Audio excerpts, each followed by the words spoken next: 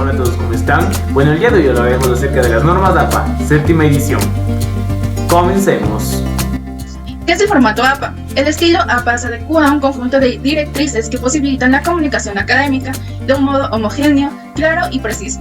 Muchas instituciones educativas y centros de investigación las utilizan como guía. En este sentido, tiene una amplia aceptación internacional.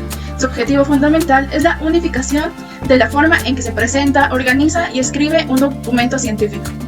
Hoy en día, estas ideas y pautas a seguir se utilizan en muchas áreas diferentes y sirven para que los textos de especialidades científicas puedan ser entendidos por todos por igual. Ahora voy a hablar acerca de las funciones. Sus principales funciones son simplificar la comprensión de lectura, favorecer a la originalidad del texto y honrar la autoría en las citas textuales.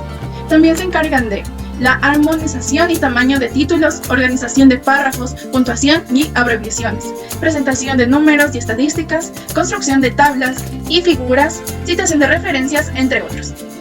Generalidades del formato APA. Empezando por las márgenes, deben ser de 2.54 centímetros en todos los lados. La sangría debe estar en la primera línea de cada párrafo a 1.27 centímetros. Además, existe la sangría francesa y esta se usa exclusivamente en las referencias. El fuente o tipo de letra. Se agregaron fuentes con serifa como son la Georgia 11, la computadora normal al 10 y la Times New Roman al 12. Y se siguen manteniendo tipos de letra como son la Calibri al 11, la Arial al 11 y la Lucida Sans Unicode al 10. Además, la alineación debe estar a la izquierda, el interlineado debe ser de 2.0 sin espacio entre los párrafos y la numeración en esta versión se encuentra en la parte superior derecha de la página. Orden de los elementos. Se mantiene la misma estructura que anteriores versiones. Se empieza con la página de presentación, se continúa con el resumen, los contenidos o cuerpo del texto, referencias, notas al pie, tablas, figuras y anexos. Continuamos con la página de presentación del trabajo de estudiantiles. La portada para dichos trabajos debe contener los elementos informativos que vamos a mostrar a continuación. Primero, en la parte superior derecha debe estar el número de página, seguido del título del trabajo, el cual estará en el centro y en negritas.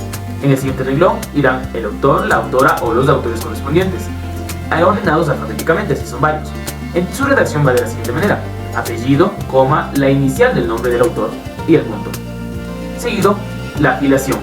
La afiliación en tal caso de una unidad superior sería el nombre de la facultad y en el caso de una unidad educativa el nombre de la misma.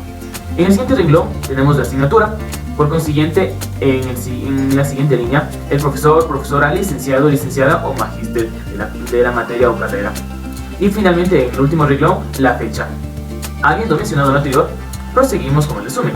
Esta es una descripción breve y completa de los contenidos del documento. Generalmente está limitada a 250 palabras. Sin embargo, si es un artículo, la extensión puede variar según lo que indique la revista. El título, resumen, va centrado y en negrita, y la siguiente línea va alineada a la izquierda y sin sangría. El resumen puede presentarse en formato de párrafo o estructurado.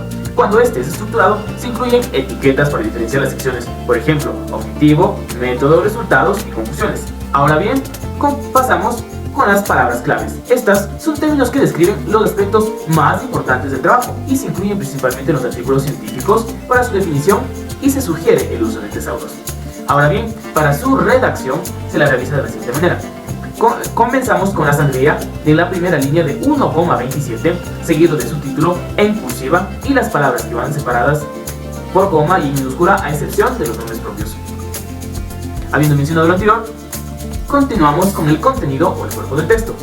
Este es la contribución del autor al campo del conocimiento a través de su desarrollo del texto. La estructura de este contenido podrá variar de acuerdo con el género. En el caso de los artículos científicos se usa con frecuencia la estructura IMRD, introducción, método de resultado y discusión. En esta parte del documento se establecen diálogos con otros autores que se expresan en formatos de citación. Ahora bien, mencionando lo anterior, podemos proseguir a las referencias. Estas son un listado con información completa de las fuentes citadas en el texto y son necesarias para la atribución correcta de la autoría y la localización y confirmación de la misma en el caso de que un lector quiera acudir a las fuentes que sustentaron el trabajo. Ahora bien, se preguntarán, ¿cuál es la diferencia entre las referencias y la bibliografía? En las listas de referencias, el autor incluye solo aquellas fuentes que utilizó de forma explícita en su trabajo, mientras que en la bibliografía puede integrar también obras que sirvieron de fundamento, pero que no se usaron en el escrito y en el desarrollo del mismo. Por ello, en el estilo APA se usa el sistema de referencias, por tanto, se espera que todos los autores citados sean referenciados y que todas las fuentes referenciadas sean citadas en el texto. Adicionalmente, los elementos de la referencia son los siguientes: autor, quién es el responsable de la obra, fecha, cuándo se publicó, título, cómo se llama la obra y fuente, dónde se puede localizar.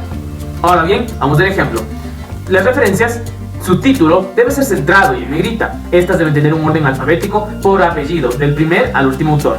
Adicionalmente, estas deben conllevar una sangría francesa de 1,27 y deben tener un interlineado de 2.0. Estas se deben redactar de la siguiente manera: apellido, coma, la inicial del nombre del autor, punto, abrimos paréntesis, la fecha de la publicación, seguido del título de la obra y finalmente debe ir la URL de la página donde se extrajo la información.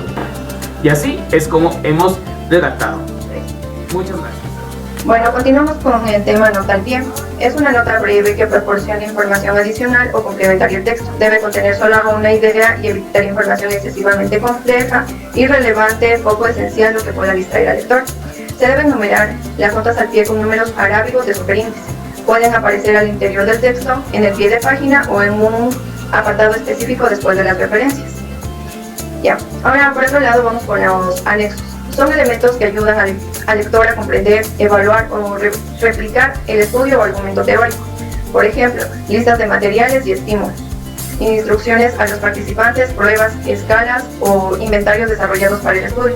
Se etiquetan con letras de acuerdo con su orden de aparición en el texto: anexo A, anexo B o anexo C. Ya, el nivel de títulos debe tener una adecuada jerarquía porque facilita la comprensión de las relaciones de inclusión. Se dividen en categorías, subcategorías, temas, subtemas en el texto. Se propone un máximo de 5 niveles. Ya. También, por otro lado, las tablas y figuras posibilitan al autor la presentación de grandes cantidades de información de forma eficiente y comprensible, y deben atribuirse los créditos de autoría en los casos en los que se retome la información de otras fuentes, de forma literal o adaptada. Les voy a hablar sobre el formato de tablas. Las tablas son un recurso para facilitar al lector la comprensión de los datos que se van a contrastar. Se considera una tabla aquella que está compuesta por filas y columnas y que contiene información numérica o textual. El formato de figuras. Las figuras son todos aquellos tipos de gráficos que no se consideren tablas. Una figura puede ser un cuadro, fotografía, dibujo, imágenes clínicas o cualquier ilustración o representación no textual. Como su componente visual tiene un gran peso en la comunicación, se debe cuidar la calidad de la imagen, su organización y color.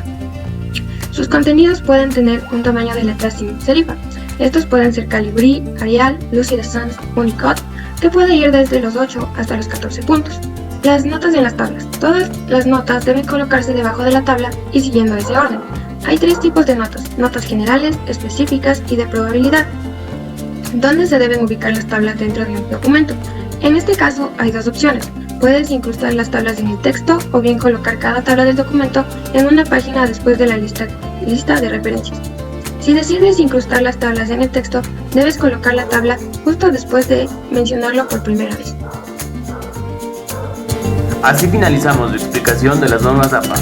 Muchísimas gracias por su atención.